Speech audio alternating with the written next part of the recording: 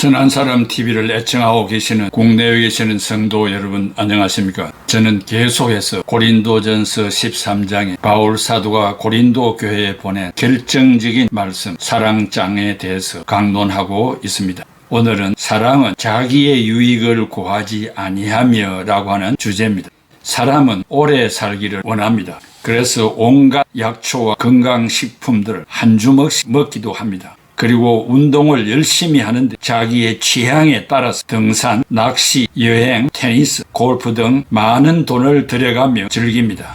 우리는 각자가 어떤 처지에서 살았든지 간에 지금까지 살아온 일에 대해서 감사를 해야 하겠습니다. 현대는 100세 시대라 하여 모두가 100세까지 살려는 희망과 준비를 하는 것 같습니다. 그러나 과학적인 자료를 살펴보면 그렇지 못한 것 같습니다. 통계청에 따르면 한국의 인구가 2022년 1월 말 기준으로 총 인구의 수가 5,180만 1,449명입니다. 남자가 2,586만 1,116명입니다. 여자는 2,594만 333명입니다. 세대수는 2,182만 5,601세대입니다. 연령별 생존 확률을 100명 중 90세 이상 사는 사람은 5%만 생존한다고 합니다. 즉 100명 중에 95명은 죽고 5명만 생존한다고 합니다. 80세 이상은 30%만 생존합니다. 즉 100명 중에 70명은 죽고 30명만 80세 이상까지 생존한다고 합니다. 또 75세는 54%만 생존하고 70세는 86%만 생존한다고 합니다.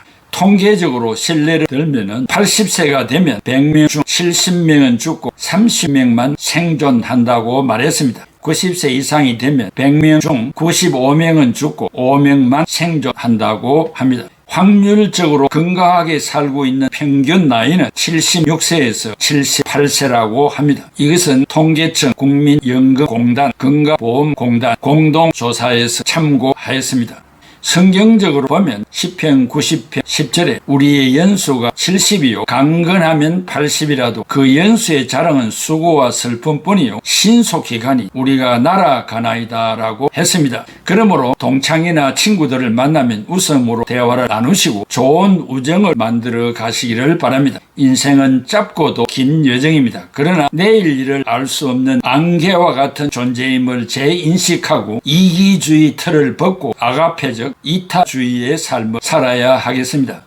어느 양로원 할머니가 쓴 시를 소개합니다. 늙은 부모의 복양이 귀찮아서 돈 몇 푼이면 해결된다는 안일한 생각에 보낸 부모님의 슬픈 얼굴을 자세히 들여다보는 자식들이 얼마나 될까라고 생각해 볼 수 있습니다. 똑바로 쳐다보지 않는 자식들의 면전에서 애써 슬픔을 보이지 않으려고 굳어만 가는 얼굴에 미소를 띄우며 나 걱정하지 말고 잘 살라는 말 한마디가 가슴에 와 닿았을까요? 아래에 그런 할머니의 글이지만 우리 모두의 현재이거나 미래라고 생각하면 되겠습니다. 어느 작은 요양병원에서 한 분의 할머니가 돌아가셨습니다. 간호사들이 조촐한 할머니의 짐을 정리하다가 이 시를 발견하게 되었다고 합니다. 이 시의 내용에 감동을 받은 간호사들이 이 시를 복사하여 모든 간호사들에게 전달했습니다. 한 간호사는 이 시를 정신건강협회 뉴스지의 크리스마스판에 실리게 했습니다. 단순하지만 마음을 움직이는 이 시는 동영상으로 만들어져 소개되었고 인터넷을 통해 전 세계로 전해졌습니다. 그 할머니가 이렇게 썼습니다.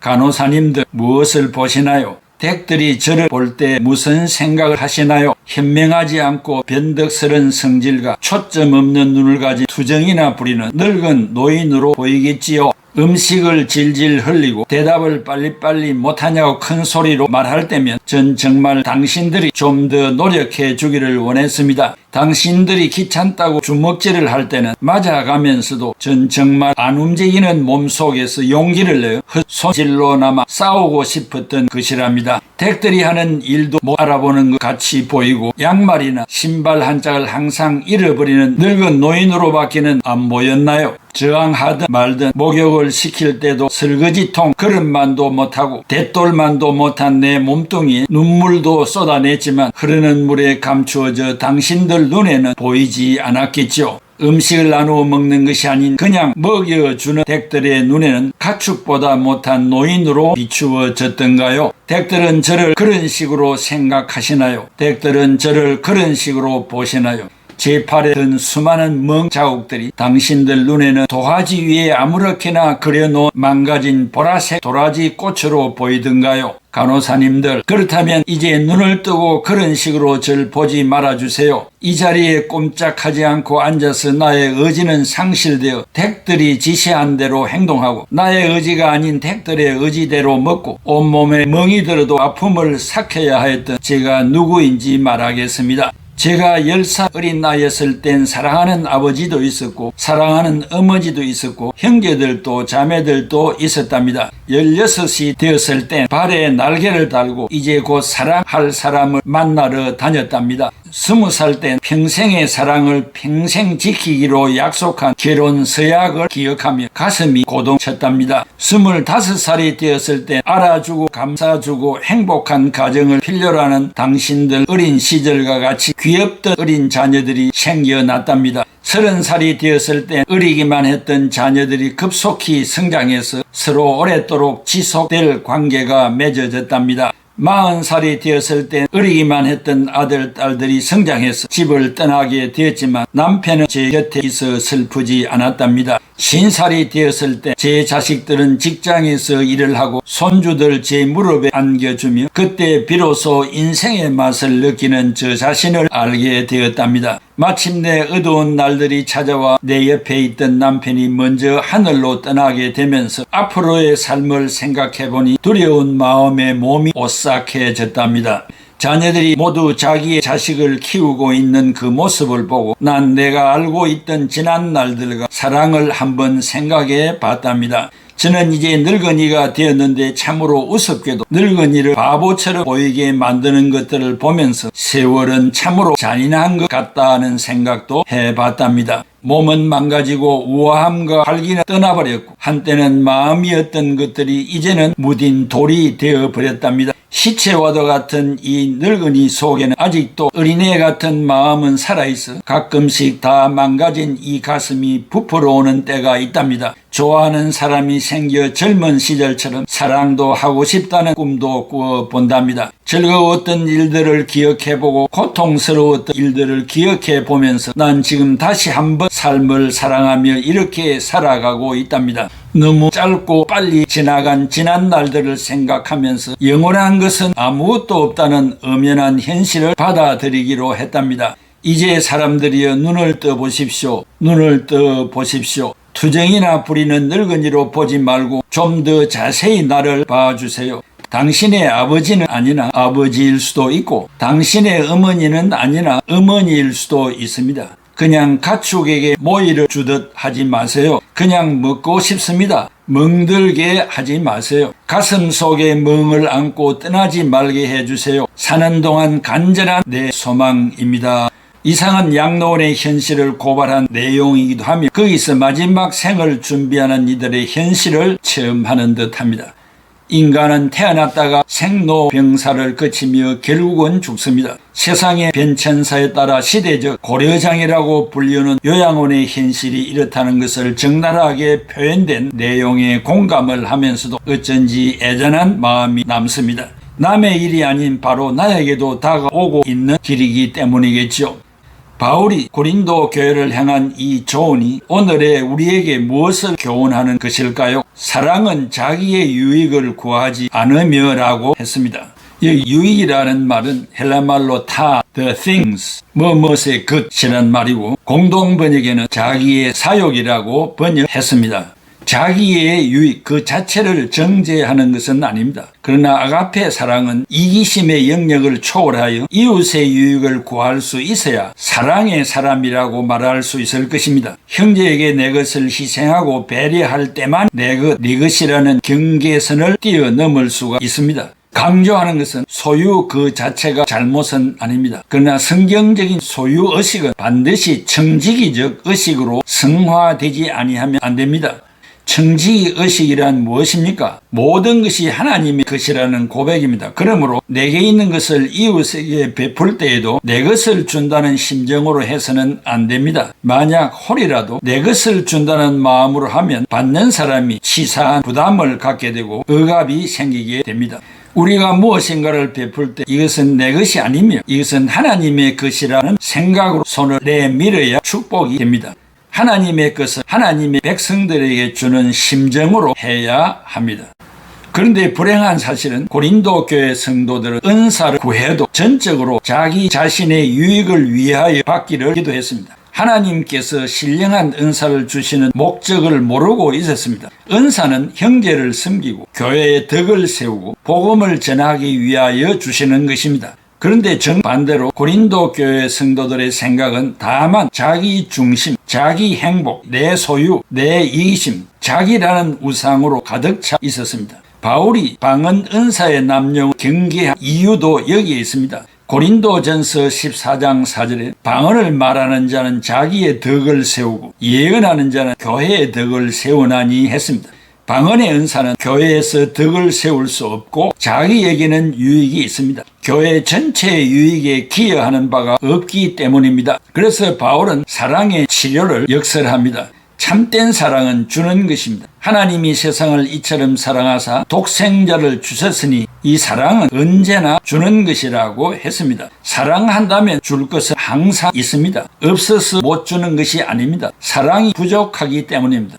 사도행전 3장에서 기도 시간에 성전에 올라가던 베드로와 요한은 나면서 안전뱅이 된 자가 구걸을 합니다. 그러나 주머니에 돈이 없습니다. 그래도 그냥 지나가지 않았습니다. 이들은 내게 없는 것을 생각한 것이 아니라 내게 무엇이 있는가를 생각했고 무엇을 줄 수 있는가를 생각했습니다.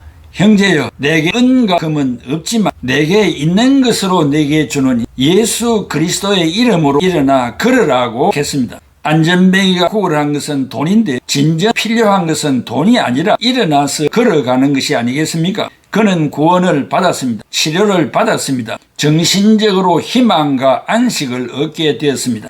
돈이 없어도 줄 수 있는 이름, 나사렛 예수의 이름으로 명하노니 일어나 걸어라. 그는 벌떡 일어서서 걸었습니다. 사랑은 반드시 상대가 필요한 것을 찾아내는 법입니다. 사랑은 없으면 만들어서라도 주어야 할 것을 만들어냅니다.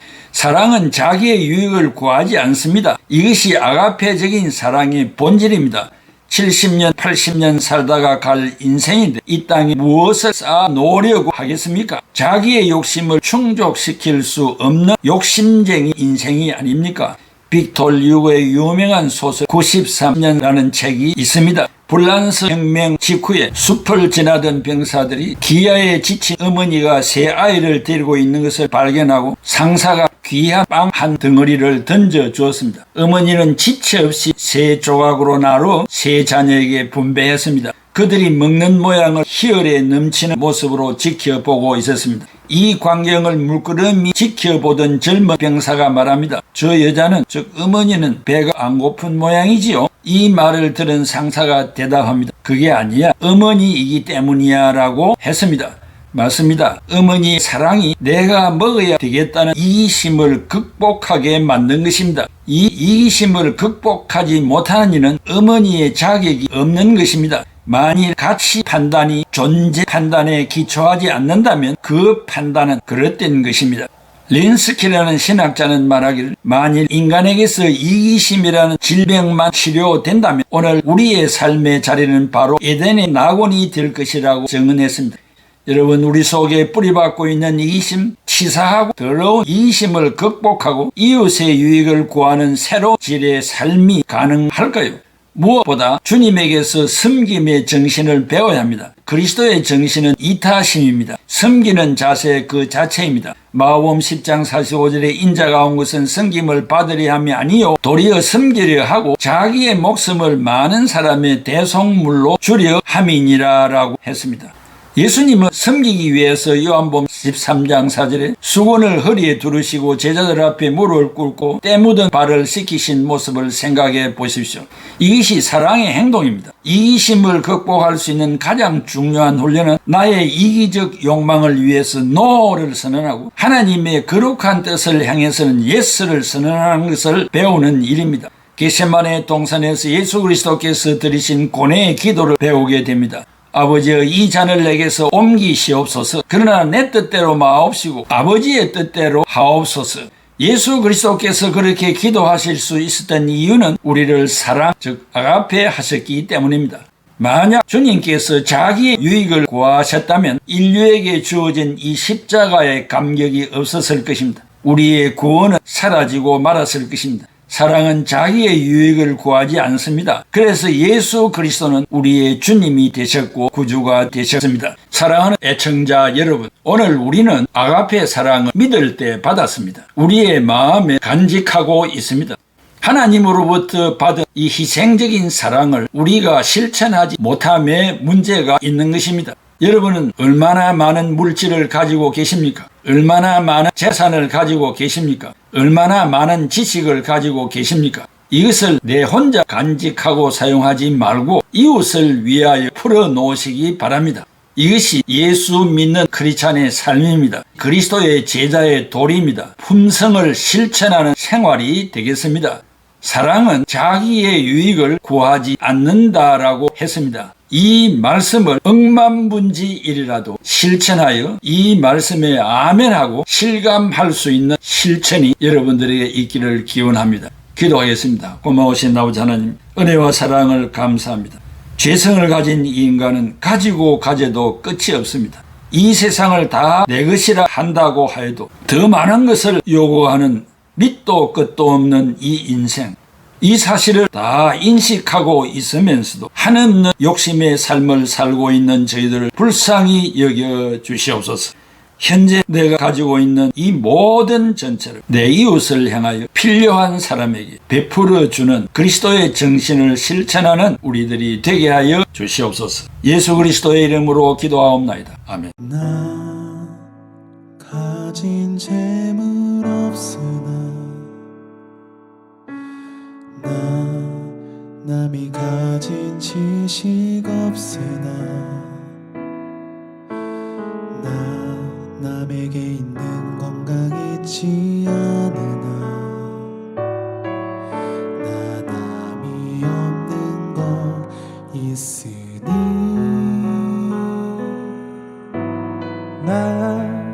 남이 못 본 것을 보았고 남이 듣지 못한 음성 들었고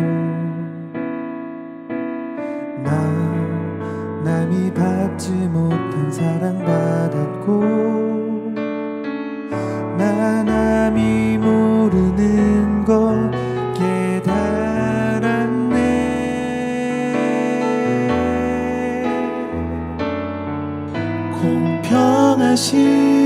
공평하신 하나님이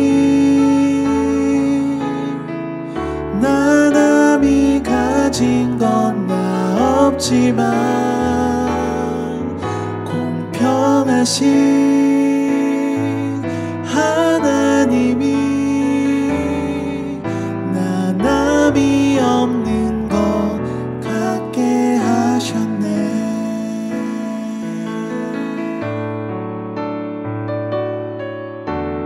나 가진 재물 없으나 남이 가진 지식 없으나 남에게 있는 건강 있지 않으나 남이 없는 것 있으니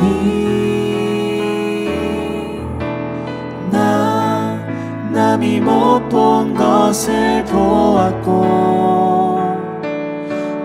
남이 듣지 못한 음성 들었고 남이 받지 못한 사랑 받았고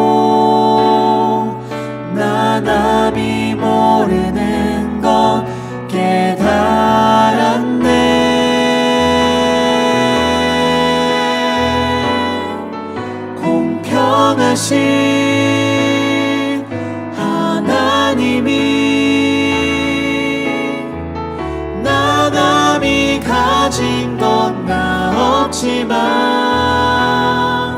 공평하신